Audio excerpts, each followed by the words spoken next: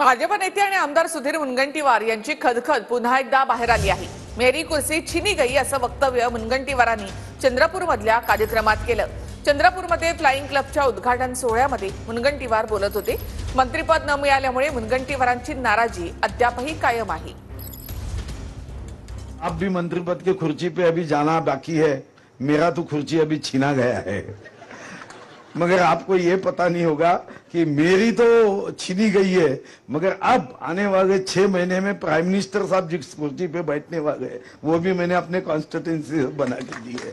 बोलता बोलता एवढेच बोलले आहे की जे काही ते जे त्यांच्या मतदारसंघात लाकूड जातो त्या लाकूडावर जे खुर्ची तयार होते त्या खुर्ची संदर्भात ते बोललेले आहेत। असं काही त्यांनी स्वतःबद्दल नाही बोलले आहेत। असं आहे का त्यांचा हायकमांडचा निर्णय, मी त्याच्यावरती काय बोलला। इतके वर्ष आपण मंत्री होतात ना, मनोहर जोशींच्या काळापासून ते आतापर्यंत अनेक वर्ष ज्यांनी मंत्रिपदं भोगलेली असतात त्यांनी कधीतरी दुसऱ्यांसाठी खुर्ची रिकामी करायची असते। प्रत्येक पक्षाला हे धोरण लागू व्हायला पाहिजे।